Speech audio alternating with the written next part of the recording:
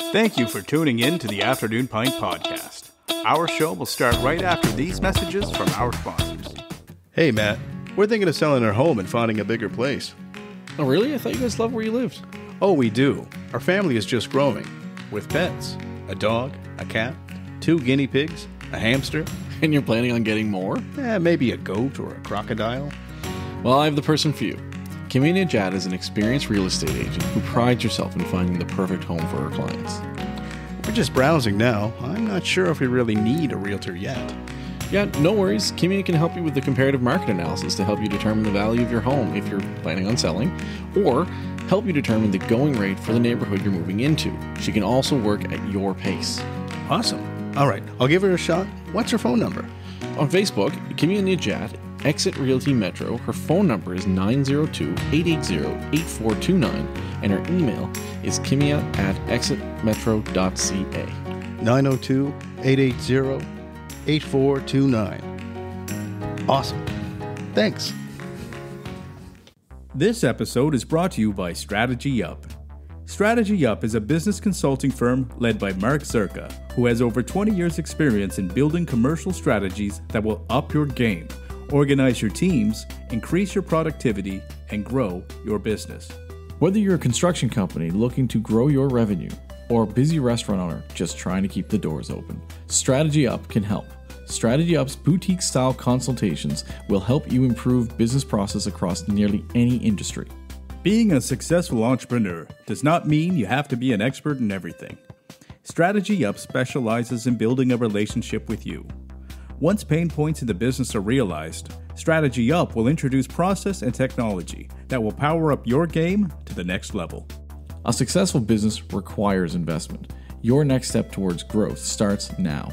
Email info@mystrategyup.com for a free business discovery call. Up your game with Strategy Up. This podcast was brought to you by Dan Lomas, that's LOMAS, of lomasfinancial.ca. Are you a small business owner who wants to keep more of your hard-earned profits and pay less taxes to the CRA? Do you want a plan for a comfortable and secure retirement? If your answer is yes, then you need to talk to Dan Lomas at Lomas Financial. Dan Lomas is a financial advisor who has been helping successful entrepreneurs and business owners for over 2.5 decades.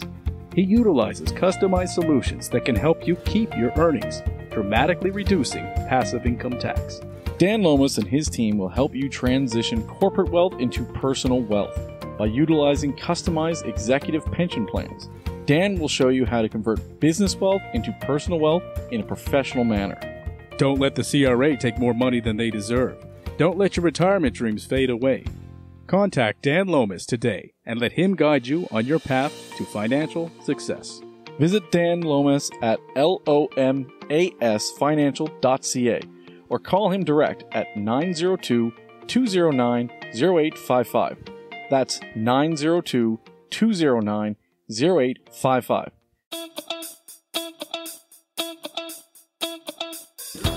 Welcome to the Afternoon Pint. I'm Mike Tobin. I'm Matt Conrad. And who do we have with us today? I'm Tim Houston, the MLA for Pictou East and the Premier of Nova Scotia. Premier of Nova Scotia. Well, cheers to that.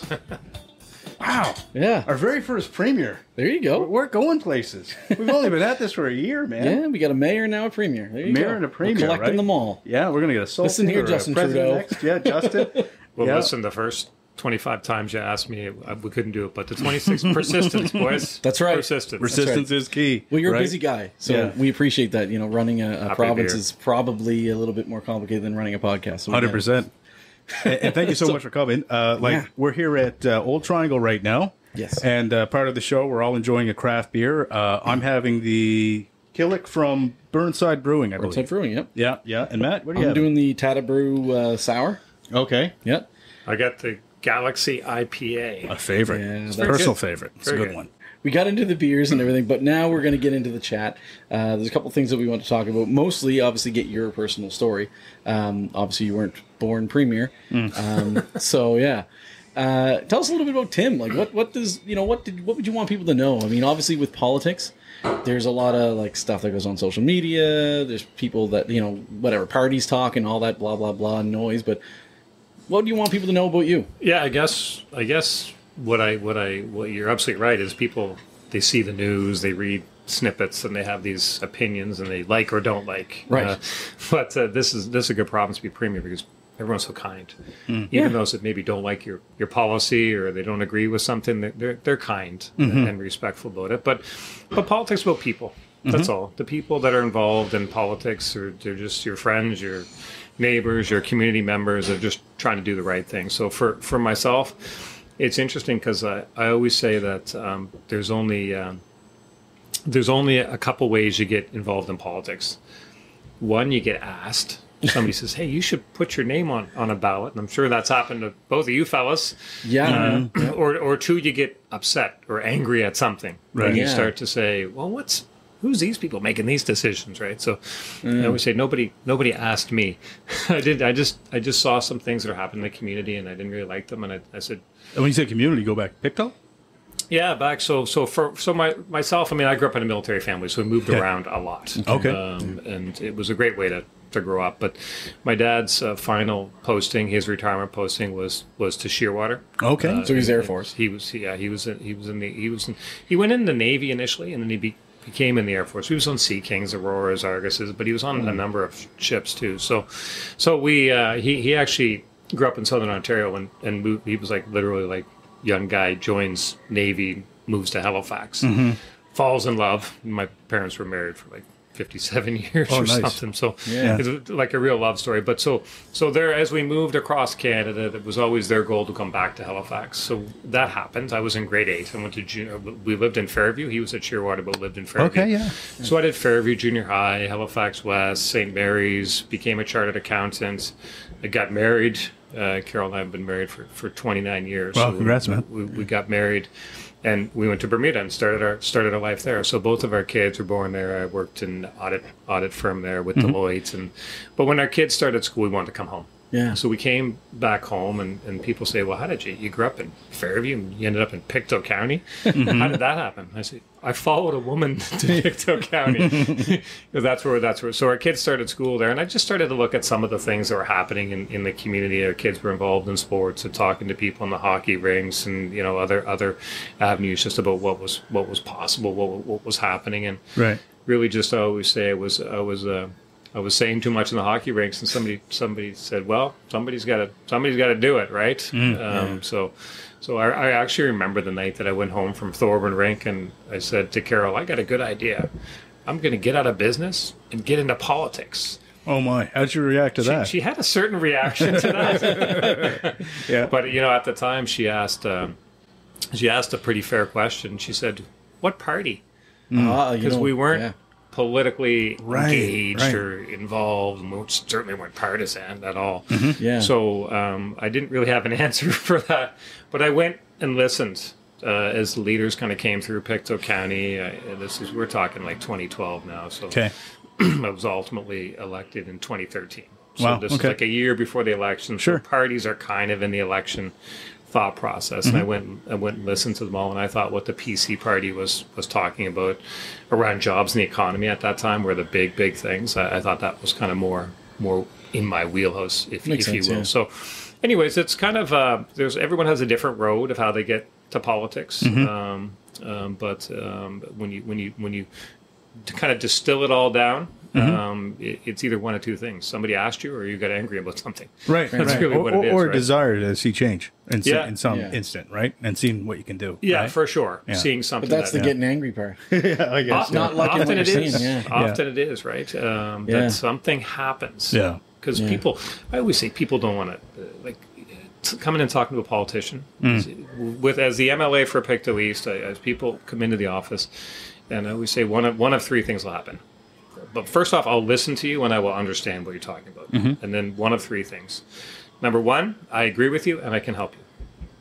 Number two, I agree with you, but I can't do it. There's no policy, there's no program. Right. I can't help you, but I do agree with you and we can try to work on changing that. Or number three, I just don't agree with you. Right. I don't think the government should buy you a new car or whatever it is, right? Yeah. And people, they just want to know where they stand. Like it's amazing the amount of people that I would just say, like, I just don't agree with you. They'll say, oh, well, I'm keep working on you, Tim, and I said, well, come back with more information. I'll listen, but they just want to know where they stand. Like they don't want to kind of the nonsense of, well, let me look at that, and we're going to do a study. The false promises and stuff. You know what, though, I relate to that. I mean, our day job, we work in insurance, so we're both the most hated people in the room most times. But in all seriousness, like it's the same thing. Like when people come in and they don't understand something or whatever about their policy or whatever, they just want an answer. Definitely. They want someone to give them a firm answer. And sometimes they walk away and they're like, I don't like that answer. Sure. Yeah, but you had a lot of things to answer to because you came in at a particularly tough time, right? Yeah. And, 2020, right, if we think about what was going on there, we had just had a pandemic, right? I think we were in a tough spot politically, right? And just what should we do with our province? This show's not about being on anyone's side, but a couple good things that you did, quite frankly. We've had people on from the film community. So, I actually do have a message. Erin Hennessy told me she was a guest and twice now.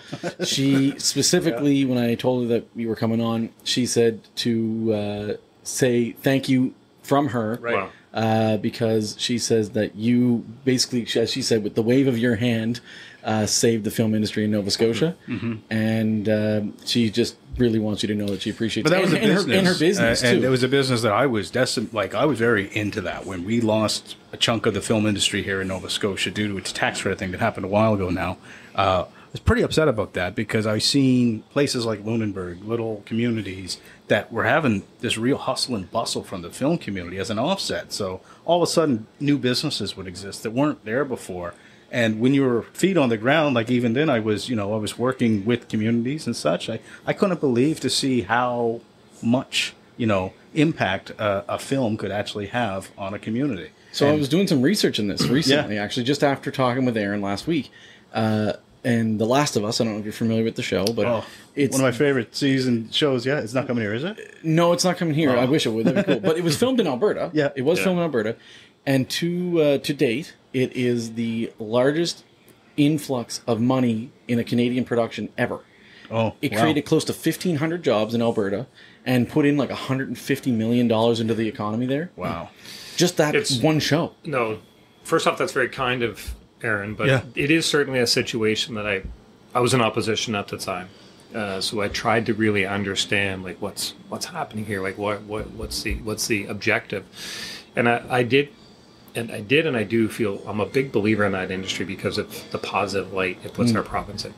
Like when people see, The Lighthouse was filmed in Yarmouth. Right, mm-hmm. Exactly, right? yeah. When they see Cape Fortune on the big screen, there's a lot of people that say, hey, where's that at? I want to go there. And all the great comments that Willem Dafoe said about Nova Scotia afterwards. 100%. And The Curse of Oak Island is kind of an interesting story as well. But, I did a little cameo on there. But it was remarkable. I'd be somewhere outside of Nova Scotia and people will come up to me and say, hey, aren't you the guy that I saw on The Curse of Oak Island? So, I'm also Premier of the province. Well, I don't care about that. Did they find the treasure?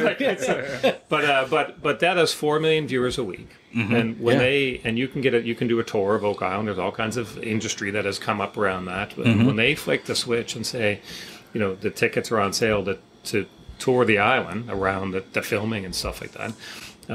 I want to say that they have 5,000 tickets for sale, something in that order of magnitude. And I'm just going to say, they'll press me when they find the treasure. It's been a long time. Well, yeah, but the treasure is the show. Tickets, I think the show starts when they find it.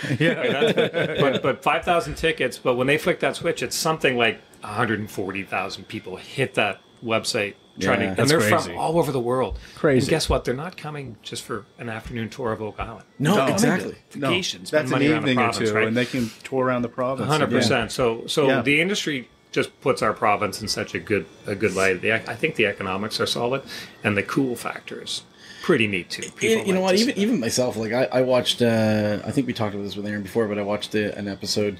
The name has escaped me, but the season 4 of this one particular show was filmed down in Lunenburg. It's just really kind of cool to see, the province. See it on the big screen. Yeah. And I mean, right now they're filming in Windsor. That's why we met with Aaron last week, because they're filming in Windsor with the Institution with Stephen King. Stephen King. These are huge productions. Sullivan's Crossing is one of the number one shows. Right. And we had relatives from Ontario come here on vacation this summer, and what do they want to do? Yeah. Can you take me to that little coffee shop? That Oh they're, my gosh, really? They had a whole day of Sloan's Crossing sets around. So, anyways, that was nice of Aaron, but the industry is doing well. It's doing now, exceptionally well. and so it should. What a beautiful province. Lots to show Well, off. and everyone's pretty excited about the soundstage as well. Soundstage, big Oh, deal. Matt, since we're doing shout-outs, my girlfriend's mom thought you were a handsome man. And I thought that was really funny, and I was like, I'm definitely telling him. Yeah, that's right. You did say you would say that, yeah. That was funny. I just thought, Your girlfriend's mom sounds smart. what? Yeah, she's a smart lady. Yeah, she also gets at me for swearing too much sometimes. But the what were we talking about there? I lost my train of thought. sorry. The whole smart thing. Yeah. Hey, it was me that's supposed to get flustered over that one. Yeah, seriously. Yeah, exactly. We were talking about the soundstage. That's right. Soundstage. So yeah, soundstage could be a game changer because then we could have more things going on all year round and not just like late spring and fall. Let's face it, our filming season is a window. A small window, yeah. For sure. Yeah. But some of those Hallmark movies that they make it look like Christmas in the Christmas, summertime, they know yeah. what they're doing. But the soundstage is a game changer. It is. 100%. And I've been talking to Screen Nova Scotia about that just to get going on that, get that thing up. And they said it doesn't have to be the Mercedes-Benz of soundstages. They're filming curling rinks and hockey rinks. Let's get something that they can film in. So, anyways, it's a good time for the industry because it's a good time for our province. Yeah. Yeah, they have a good spot for it too. If it's still the last where I heard where it was going to go was out by Prospect. I think so. Yeah. So It's a great spot for it. That's a good spot for it. It keeps things, tuck things away and everything. So yeah, but so I mean that's the film industry, which I think is a pretty good thing. But so a big topic right now, and this is actually something you ran a platform on, is healthcare. It's certainly a tricky thing. How does someone fix something that's been a problem for decades? These are big. This is what I say all the time. Like we're taking on big challenges. Yeah. Right? And they're big things, and they're new things. Yeah. Like, big new things are hard. For sure, right? Yes. But we accept the challenge, right? I accept the challenge as Premier. So making sure that people can access the healthcare system when they need it, where they need it.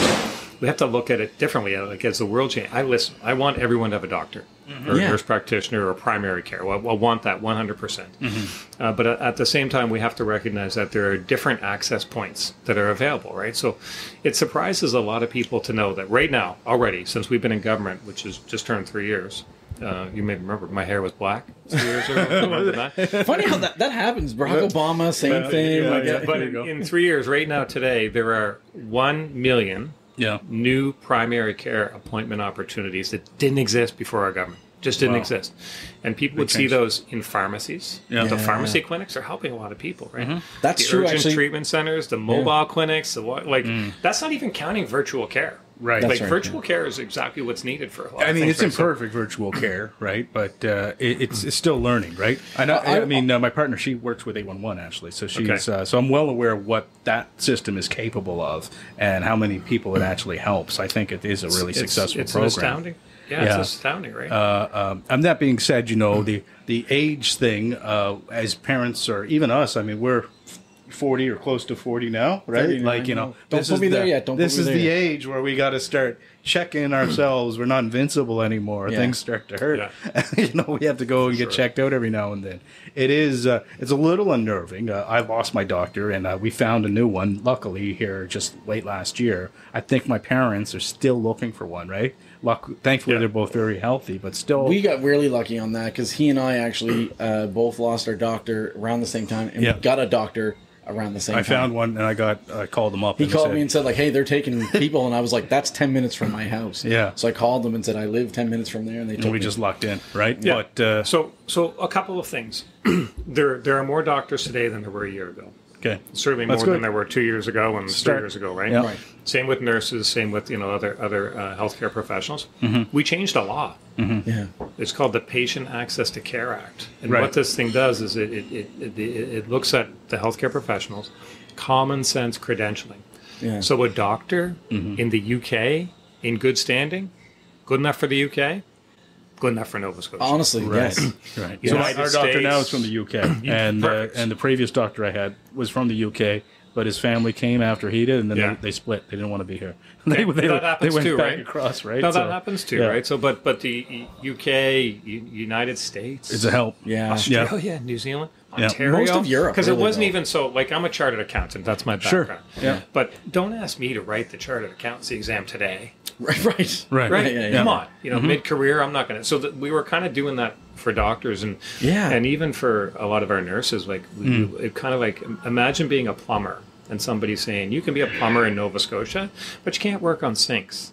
Right. That's kind of what we were doing for some of this stuff. So just common sense. So the act changes that, and it's working. More doctors today. Also, don't forget, guys, a new medical school at Cape Breton University. Yeah. Like this will train 30 new doctors a year, slanted towards Nova Scotians. Yeah. Slanted, towards rural Nova Scotians who want to be in the communities they grew up in and practice healthcare there. Good. So between the Patient Access to Care Act, between the Cape Breton Medical School and a few other initiatives, and then layer on all of those almost 1 million appointments we've made, so people can. I talk to this surprises people. The pharmacies see a lot of people.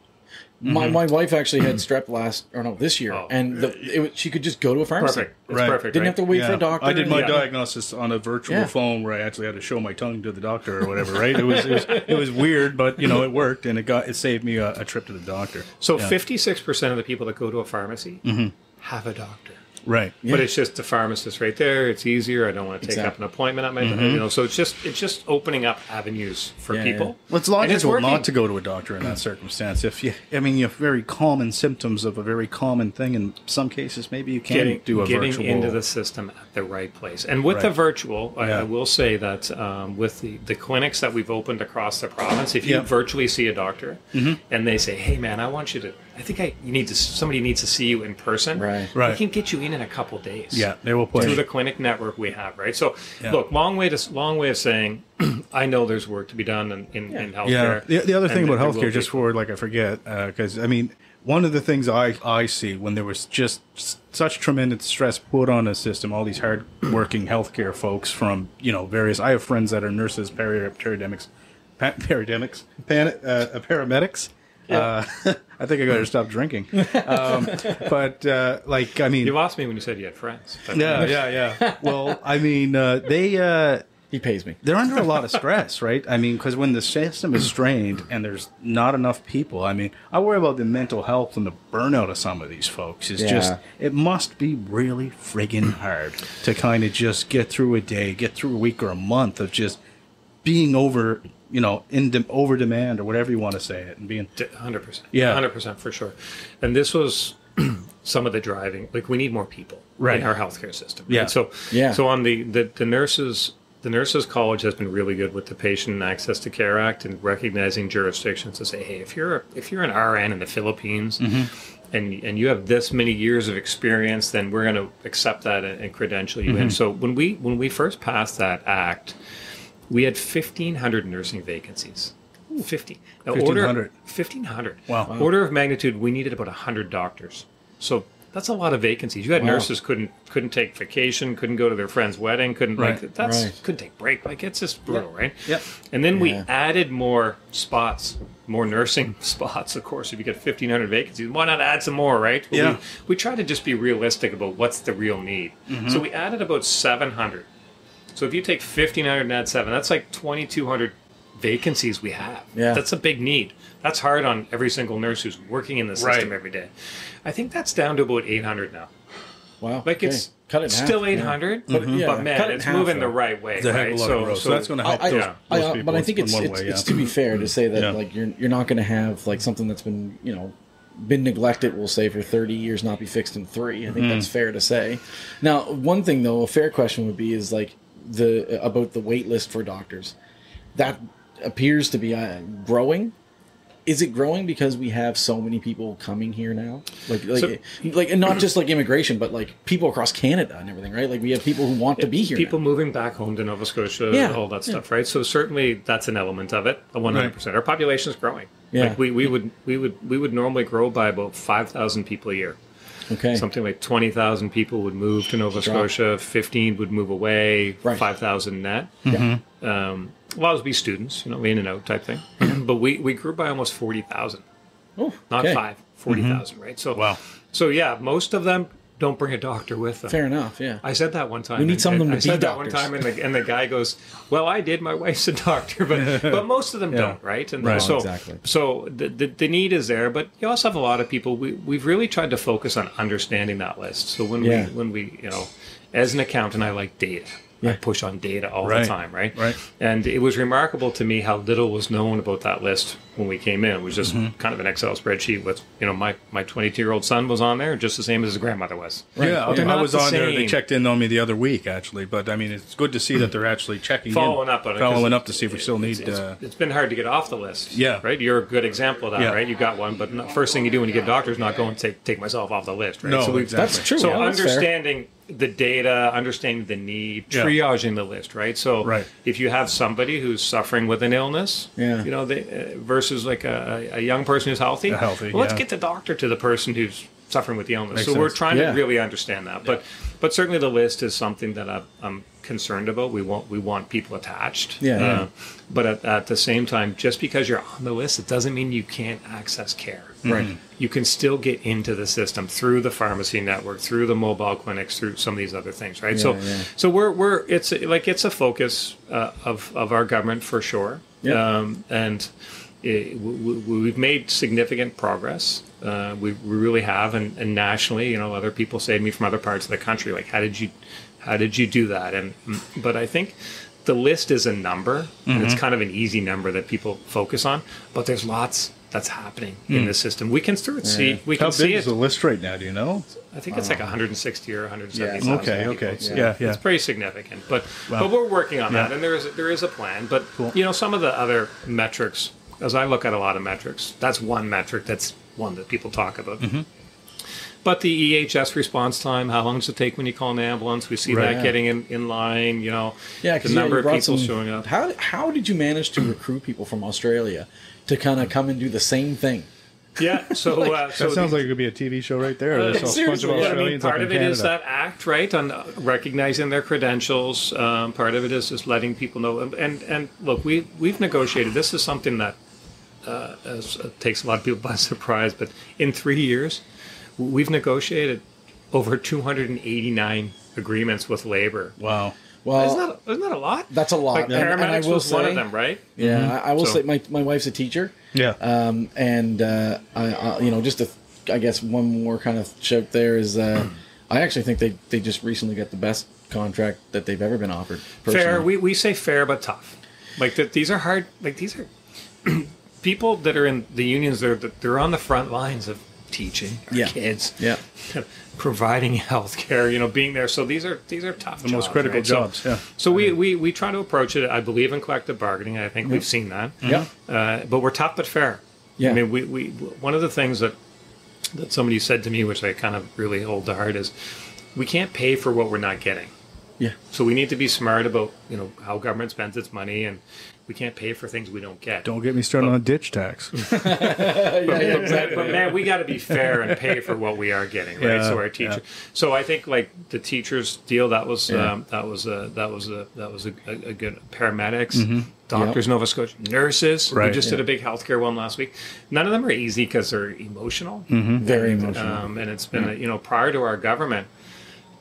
There was not a lot of collective bargaining going on, right? So Yeah. No. That's fair. there's a lot of catch up that had to happen, and we're trying to catch up in a fair way. So, Yeah. but I think that's the compensation is part of it, and Yeah, and it's- having a government that compensation's good. supports them, right? Yeah. So paramedics would see some of the investments we've made in their day to day life, right? Right. So I think if we go and recruit in other areas like those Australian paramedics for sure, would be one where you say, hey, you're going to be paid fair.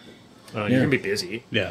But you're going to have a government that supports you, that will invest in the things you need to do your job. So And it when goes you a long way. go and like chat with these folks, like what are you hearing from them that makes somebody want to go, I'm a paramedic in Sydney, Australia, and now I want to be a paramedic in Sydney, Nova Scotia? Yeah. Like, what are they who- saying, right? How could they say no? A lot less Well, I mean, I love it, tarantula. but they don't know us. I know how great Cape Kangaroo Breton is. attacks are way down in Nova Scotia, that's for sure. Yeah, there's nothing like Australia. Yeah. No tarantula They've made a bites. difference. They've made a difference in this system. Yeah. Okay. They've made a difference in our communities. somebody stopped me and told me about this Australian paramedic that just moved here, who's the star of their Aussie Rules football team here in Halifax. So they're pretty happy with it. That's cool. They say, bring more, man. But no, look, I think like we're Nova Scotians, right? So sometimes we forget how fortunate we are to live in this province. What a great province this is. There's so much. So we have a lot to offer on that. Yeah. And we have great welcoming communities. And we have fair compensation. So I think it's a big world out there. It is. I've seen that. Like when I go as premier to like the seafood show in Boston, and you just see like, man, it's competitive. It's a big competitive world, right? Yeah. So we need to be smart about what we're offering people, right? But it's the same on trying to recruit healthcare workers. I was saying this before too. Like I do believe that we need to see things kind of holistically, and it's we need leadership that's going to see things holistically, because it's not just a matter of like let's fix healthcare. And I mean, you spent probably more than any other government has on healthcare, which is good. It's a lot of things to be fixed, but I think there's another element to it, whereas like people need things to do while they are not working. Yeah. And I think that's an element that people forget. So it's like, people say, I don't want public dollars being spent on a stadium. But a stadium brings things to do. It brings maybe a professional sports team. It maybe brings Taylor Swift here, right? Like whatever it may be, right? So I mean, I would kind of view that as like an investment, because as I've said this before, the doctors up in Toronto are going to Raptors games, Jays games, Leafs games, and all that stuff, and that disappointment, right? So we need to find ways to entertain them and disappoint them here, right? So that's another thing, is like I think that's a holistic kind of view. I mean, and to the credit though, the film industry brings art to your community. It sure does. Artists to your community, and I think they're invaluable. The arts is a trade. Like this is a business, man. Like they can bring a lot of money and a lot of The more you can concentrate some of that, it's just a sector that you start to own. And it's all about being competitive on a global scale, right? So, but like Matt's absolutely right. The stadium is a piece of that pie. Nova Scotia has to battle the world in a sense, not in a sense of hastiness, but in a sense of competitive growth for our economy and our businesses, right? I really do believe that. Entertainment. You mentioned a doctor had come and the family came and they laugh, right? Because the family needs to feel, first off, the spouse. Her partner needs to be able to get a job too. They might have. I mean, I don't really know the story there with him. He's a really nice guy, and he took a tour of Cape Breton, and then 3 months later he checked out. Right when his family came here, so probably reminded him of home. Was like, damn. Well, UK basically a lot of these, and it's the same with the doctor that I have now. Actually, who's also from the UK. He comes down first, and his wife and children come down later. Right, and it's kind of how the whole family feels when they migrate here. So we all have a responsibility to be welcoming. And to just invite them over for dinner, invite them to some community event, so they feel welcome for sure. But we have think about Nova Scotia. 13. Someone's having a good time. It's recording in a bar, Tim. Sometimes you get a little distractions. It's laughter, right? At least not a fight. So, but think of our province, right, and how fortunate we're in downtown Halifax right now. Yeah. But in 2 hours, we could be, less than 2 hours, we could be in the valley, our own Napa 100%. Valley of the East. Yeah. Incredible what's happening there with our wines and stuff, right? Yeah. And really just a couple hours from here could be on one of the world's best golf courses. Yes. Ranked golf courses, like top golf courses in the world. You can get in your car, drive there right now, right? Nova Scotia is a sandbox. It has everything. All of it.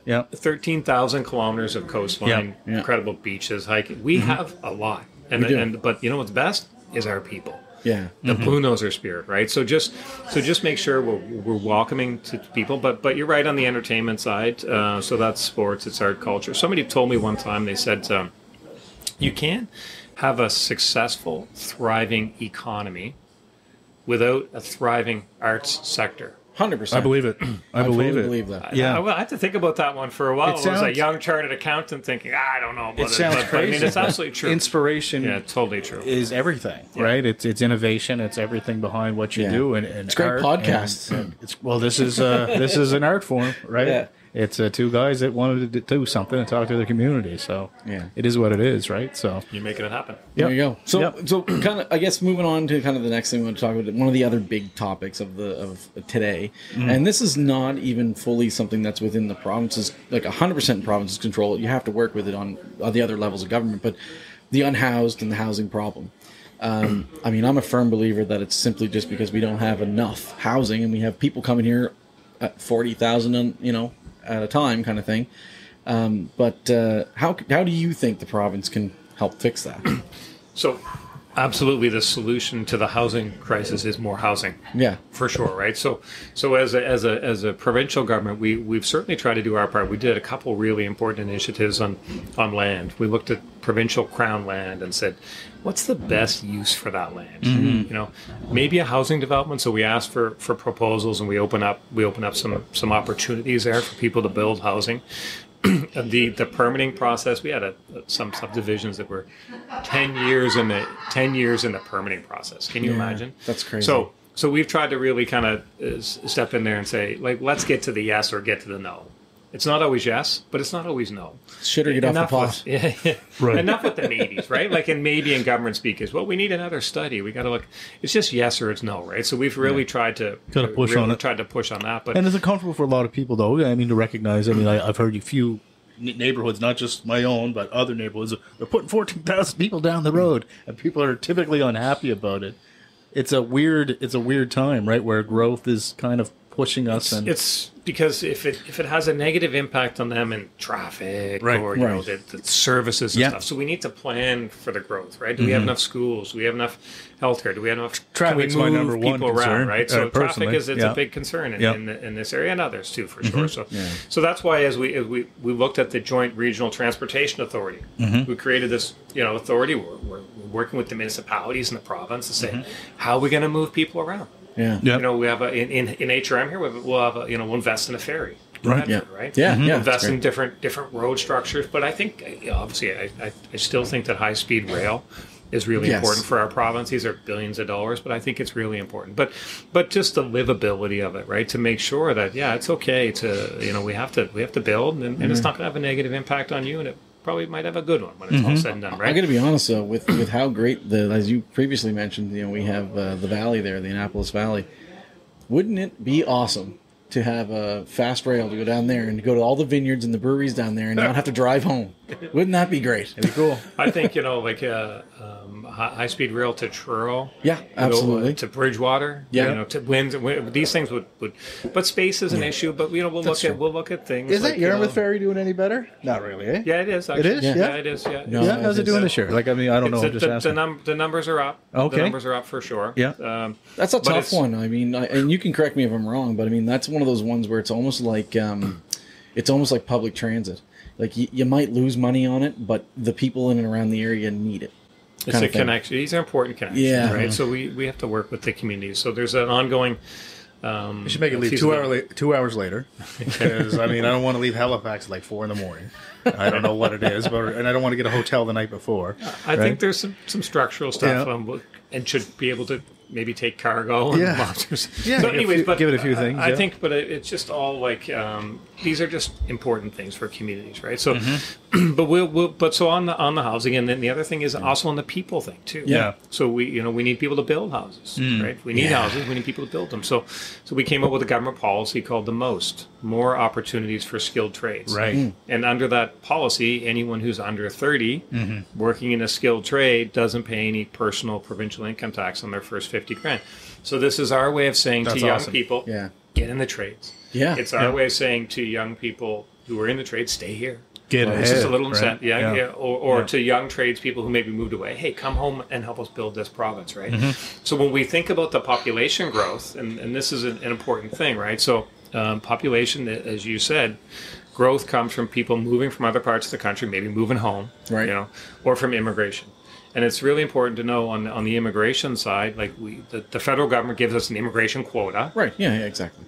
It's somewhere around 7,000. We're honestly, and on here, like we're very happy to bring people in. I've made the comment before. Anyone who leaves their home and decides to make my home their home, it's a huge deal. I don't want to leave Nova Scotia because I love it. It's my home. So anyone's willing to uproot their life and come here and say your home is so cool, I want to live here. They're making a tremendous investment to be here. Most. They are. So, but it's important for people to know too. Like we have that quota, we try to focus that quota on the needs of the province. That makes sense. So, out of our 7,000 immigration, it's focused on healthcare workers and skilled trades. Here's the So that's Like, so the people say to me, "Oh, there's too many people," and they do say it, right? Yeah, So, for sure, for sure. First off, which grandmother do you want to tell their We all their thought granddaughter Sundays. can't move home because we're full?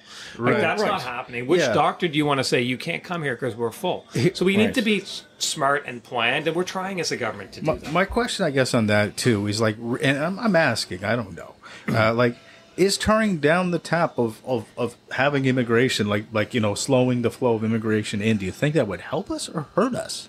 Like, Well, if you really thought about it, if, I mean, if the focus, if the focus is on healthcare workers, ask yourself, Right. Do we want less of them? right, Absolutely not. If the focus is on skilled tradespeople, do we want less of them? Right. So these are these are items. important Yeah. policy decisions. So Right. I just think that we need to be thoughtful of that. And Right. again, who is it that has an attachment to this province already? Maybe they went to university here and have fond memories. Maybe they grew up here and moved away. I moved away for a while. Sure. Right. Yeah. And I can't even imagine what I would feel like if I was living away and somebody said to me, "You can't go back to Nova Scotia. They're too full right now." Like, I can't. Sorry, Nova can you Scotia's imagine? closed. Right? So Yeah. we just need to be like realistic about it.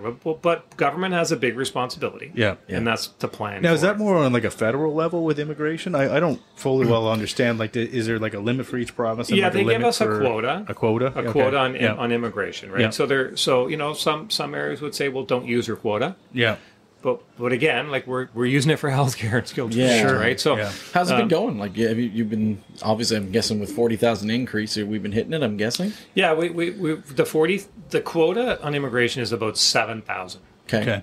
Okay, so that's That's not much. it's not, but It's really not that but much. it's plus family, right? So you talk about the doctor. There you go. Okay. So Yeah, yeah. so I So think it could be times 3, 4. It's kind of thing. times 3 or 4, like Right. it is, right? So if it's times 3, that's 21, Yeah, right? yeah. Out Yeah. of 40, that means the other 20 Yeah. Yeah. are just people who are already in Canada. They're Canadians that want to live in And we Nova can't Scotia. stop them from freely moving around Well, the I country. think we got to be careful before we start putting up walls, guys. Like, you know what I Right. mean? Like, it's Agreed. Yeah. So, Yeah. but I just want to say these are important discussions. Yeah. And they become amplified when government doesn't do its part. Traffic gets too heavy. There's not enough houses. There's not enough healthcare. Right. So healthcare and livability and making sure the school spots in schools and stuff. These are all. It's all And these are- teachers. Yeah. Because if we're and bringing in more people, And I we need think, more I think like teachers. me, a lot of us Absolutely, don't know, and sometimes we just don't ask the very simple questions. How does it all work, and what's the mechanics? Talk it through like we're doing now, which is cool. Yeah. So yeah.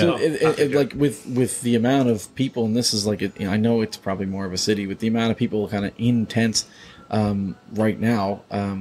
But I've heard the comment, and you can tell me if this is right or wrong, but I've heard the comment that we're actually providing a lot of help and a lot of funding, and that's actually why we're seeing so many, because they're coming from other parts of Canada and coming here because we're helping people. Okay. I don't know if that's true or not. I think so. This is a province-wide issue. Yeah. But it's certainly in HRM is we see it a lot in highly visible places. Yes. Sure. I'm sorry. We're talking about The people living in tents, and unhoused people, folks. Yeah. Okay. Yeah. Yeah. Sorry. Yeah. So it is a big issue. So certainly as a provincial government, we've invested in shelter space. Yeah. But what we found is even some of the unhoused, if you offer them a shelter space, maybe they don't want that. They're not ready for that. Fair, right? yeah. So because Right. there's a lot There's of rules that come with there's it, a lot too. of root causes. So Yeah. so we try to be compassionate and offer, say, hey, there is a shelter space. If it's suitable for you, then so. But it's but again, it's making sure there's housing across the spectrum. So we've invested as a province in student housing. Right. We built student housing at Nova Scotia community college campuses. We're working with the universities. So all these things are important because when a student goes and lives on campus, it opens up a unit elsewhere, right? Right. We've invested in affordable housing. We've invested in public housing. Yeah. The first provincial government to invest in public housing in almost 20 years, right?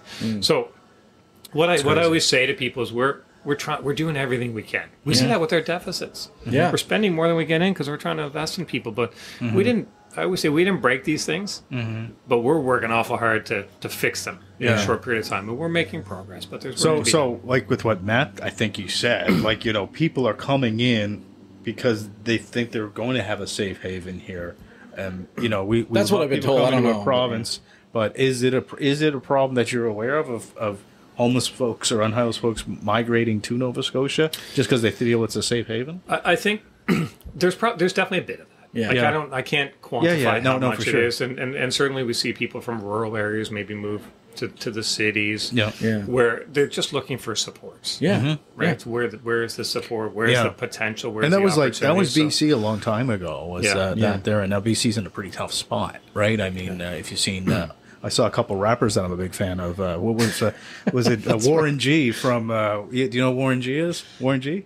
No. Not a Regulators. I'm gonna have to Google Warren G. Sorry. Mid-90s, great act. He was one of Snoop Dogg's friends. Okay, Yeah. so anyways, but he was down. He video walking down the streets of Vancouver. Man, it's rough around here. Now he came from a pretty rough neighborhood, right? When he's walking down the streets of Vancouver, says it's rough around here. I'm like, whoa. Yeah, these are big issues, right? Yeah. They're issues nationally. Every area is having this thing. Every part of our province is having Right. this too, right? And Yeah. in some areas and in some rural areas, it's just people are living in tents, but they're not doing it in the main drag. Yeah. They're just doing it off somewhere in another area. But Right. but we want to provide this support to them and be there, meet them where they're at. So we have lots of people who work for the province, social workers and stuff who go around and sit and chat with people and say how can we help? Because people have to be ready for the help. Yes. You can't force That's true. somebody to take help. That's true. If they're not 100% ready, true. they're Yeah. not ready, man. Yeah. So, but you can keep offering it. You can Yeah. keep going back every day, and that's No. kind of the approach we try to take. I agree with that. Yeah. Yeah. So the on a little bit more of a positive note, I was telling Mike about this. He's actually pretty excited about this tax break that's coming in 2025. Tax break. Yeah, there you Yeah, go. he was pretty pumped about that. So he was now hoping we're to get some campaigning for details. Tim. We can't go. But you give us everything. Else. Tax break is great though. Yeah. We like that. Yeah, I don't can't know complain about that. if you can even just quickly sum it up, because I know some people may not understand, but on maybe sum it up quickly, what people are going to be, how they're going to be having more money. So in you're their talking about the pockets. bracket creep Bracket, thing, right? For yes. sure. But I just want to say, we started off talking about big issues, new things, right?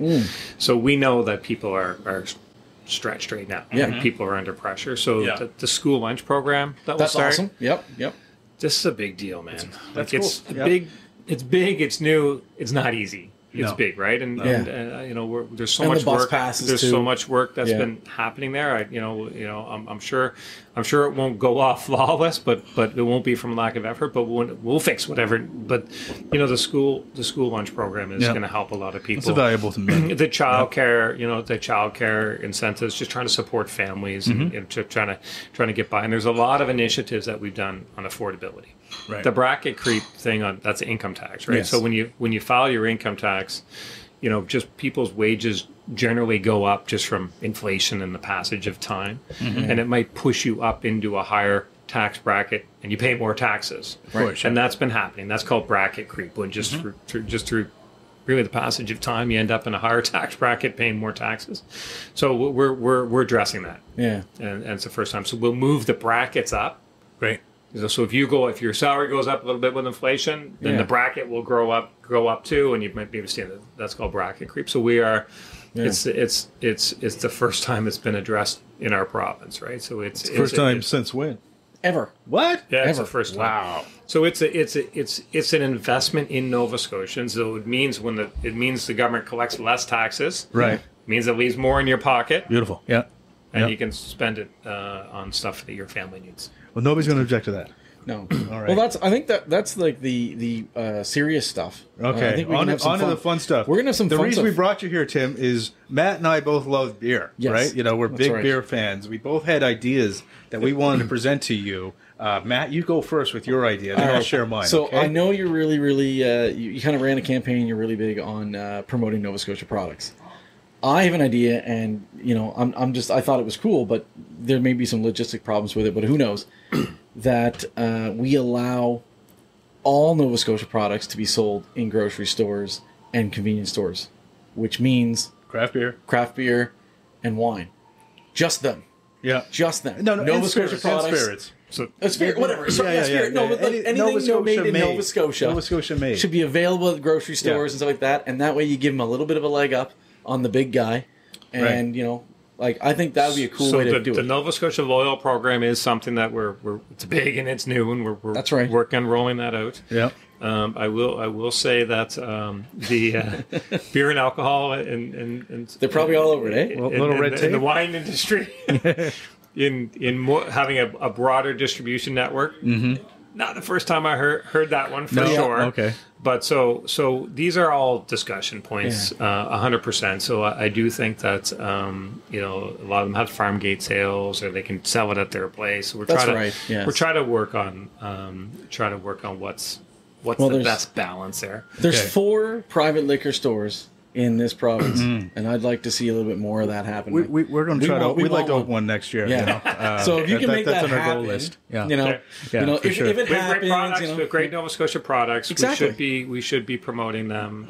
We'll sell those too. We'll sell everything. You get blueberries in the front, booze in the back, whatever you need. Right? I'll be all Nova I will Scotia. say this: we need to be very careful on the and I take a bit of grief on the Nova Scotia Loyal. It was a campaign promise. Yeah. I'm going to be like pretty frank on this. Yeah. There's a lot of trade laws yes, that you could run afoul of, right? And we see right now Okay. in the world where the tariffs on EVs. Right. Yeah. I just saw it the other You know, week. saw the this Chinese coming. ones. Well, today EVs. now the Chinese are you say, Which is oh, a you want little to put a tariff on our disheartening 'cause- Chinese-made ones? Maybe we got something for you guys too, right? Right. So you have to be very careful in the trade. Yeah. Is that I've learned this, right? It's a so tough we thing, have yeah. we export a lot. Yeah. yeah. You think about some Chinese of the seafood EVs products cost like and stuff. $14,000, dude. No, Some of I the know, new ones but are if you the ridiculous. think thing is, though, about is that what we we send a lot of export, lobster Yeah. there. A lot of seafood, right? So we Yeah. got to be let me just say this. I hear you, Yeah. and we need to be. There's moving parts. We need to be mindful of trade, but I definitely. I'm hear not saying. you, and I'm not saying. anytime- I'm not saying tariffs. My idea, your idea is you go done. yours. Okay, we failed. My idea is a little easier. Okay, this is super easy. We don't have to change a thing. Okay, we just one little micro thing. All of Nova Scotia made products, liquor related. Okay, in the NSLC, get them tax reduced by half. Where There you go. that's better than carbon tax, baby. It's not moving anywhere. It's just right there, going But from that's in the trade space. You This think is how so? we got Is it. it still can't? We still can't do that. That's still the 100%. trade thing. Oh, You might remember I gonna had strike some out. discussions with the wine industry. yeah. Yeah. It all at its core had to do with trade stuff. So Yeah, okay. So, but having said that, promotion of Nova Scotia products, better marketing, maybe a few arrows pointing. Hey, this is Yeah. and Yeah. being proud of what we produce here. Whatever we can do to make it better for I'm these on that guys. page. We've been drinking their beers every episode, so we want to support well, them. another thing too Yeah. is like I was thinking, like I think it's a maybe it's just simply we're just overtaxed on alcohol. Here. It's simply that. But the I think the big thing is I would like to see that if you go to the place that it's made, that you can actually get it cheaper. Like you're not using the NSLC, you're not using them as a. And if you went there, because right now, like this is one of my biggest things. It's like I love an IPA, love it, but the craft beer wall of the NSLC has become the IPA wall, like a lot. And there's so many different styles out there and everything. And so it'd be kind of cool if like we could go down and I could save a buck of beer or something like that on. You Somebody go in else a tried local business. Someone tried to sell beer for $1. He did the dollar beers. That's a totally different thing. Ford there, yeah. Yeah. Let me just say, message received. Sure. Yeah. Appreciate I it. hear what you're saying. for Okay, sure. cool. We have to be the. You consult us, and we'll ambassadors. help you with everything beer related. If you're here for it, you just send us an email. We'll do whatever you say. We'll help you. We'll take like an appointment to like the NSLC board or We something can't solve like the that. world's One problems, of those things, but we yeah. can help in the beer exactly in the beer sector. One step at a time. Yeah. Exactly. So, all right, that was our fun beer thing. So, I think the last thing we have is we have a fun little 10 questions for you. Yeah. So Tim, the game is 10 questions. Okay. So you answer the question, or take a sip if you don't want to answer the question. Entirely up to you. You will not be judged by either one of us. Okay. So, question number 1: you are in charge of putting a new professional sports team in Nova Scotia. From all of the professional leagues, which one would you choose? Hockey. Hockey. NHL, baby, coming to All right, Nova here we go. Scotia soon. We got the best players. Yeah, That's right. There's There we the best go. players in the world from Nova Scotia. We should have Nova Scotia. We are breeding a lot of great NHL players, so let's do it. That's true. Yeah. Yeah, should have stole Arizona. All right, question number 2. What's your favorite style of beer? IPA. There you go. There you go. Yeah, too easy. We once said that was the beer of psychopaths. Remember our did say previous that. episode? So hey, that was like episode It's 2. my favorite beer too, so it's okay. Yeah. Okay, number 3. Oh, here's a fun one. Would you like to see Pierre Poilievre or Justin Trudeau as the next Prime Minister of Canada? Well, guys, I'm going to work with who's ever the Prime Minister of Canada. Take a sip, my friend. You're gonna have to take a sip on that one. Okay. Okay. All right, number 4. So what we were talked about a little bit with this. What great band or performer would you actually like to see come to Halifax? You know what? I'm so disappointed in myself because there was a great one that was just here in Billy Idol. Oh, yes, that's true. Yeah, and I can't believe I missed it. So I would look. There's a lot of them, but I think we do okay in getting some good acts here. Yeah. No, but you're a personal favor you just like to have. You can pick a guy to come here to more fun. You know what is my biggest kind of regret in life, and I never had a chance to actually do this, so it's not really a regret, but I wish I would have seen Michael Jackson live. Oh, yes. Love Michael Jackson, 100%. He was definitely a great performer. I wouldn't want to go to his ranch, but I'd love to see him on stage. Other stuff is other stuff, but like honestly, there's a reason when they redid "We Are the World." There's a reason why they didn't change him. They kept his part in. Like he's just Okay. Number 5, simple: poutine or donair. Oh. Whoa! Can't decide. All right. Okay. I'm a big fan of both of those. They are good. Donair poutine. Number 6. Number 6. This is just a popular goof, but Kendrick or Drake. Well, Drake's Canadian. There you go. There you go. Okay, all right. Gonna go with Drake. Beautiful. Yeah. All right. Number 7. Would you rather backpack in a country you haven't visited before, or revisit a favorite destination? Oh wow, that is a tricky one actually. I am a bit of a creature of habit, so I like to explore new things, but familiarity is a pretty good thing. Okay. Absolutely. Good answer. All right. Okay. Many power companies competing, or one power company to rule them all? Ooh. Diversification of the grid is a good thing. I like that. All right. Fantastic answer. Not okay. Oh no, not this one. This one. So Matt and I wrote this yesterday. We giggled a lot when we wrote this to ask you, the Premier. Do you think ghosts are real? Well, you know what? We have just up the street here. We have the oldest legislature in North America, and a lot has happened in there. And there's a lot of ghost stories around it. And I've seen some pretty creepy things happen in that legislature. Okay, all right. So Tim believes in ghosts. Yeah, All right, I like cool. It. There you something go. to the paranoia. Nice. Last question. Last question. So, what's one thing that everyone can do to help make the world a better place? Be a good blue noser. That's a blue noser spirit. Be kind Just to everyone. be kind. Be a good blue noser. Take that extra little second. Be patient with somebody and be kind to them. It's I a love simple that. thing. Yeah. Yeah. Well, Awesome. And drink beer with you guys. And drink beer with us. Have a beer with us every now and then. That's great. Yeah, I think so. Yeah. So, just everyone listening, if this is your first time listening, if you're still listening, thank you so much. We really appreciate you tuning in to hang out with us. And if you have an idea of somebody that wants to be on the show, if you want to be a part of this show, we are all about community. So reach out to us on email or message us, and we're always happy to hear you out or help you out however we can. Mr. Tim Houston, it's been an absolute pleasure. Yeah, absolute pleasure. Cheers to this pleasure. I'll be back. Awesome. Appreciate it. Thank you so much. Thank you guys. Appreciate it.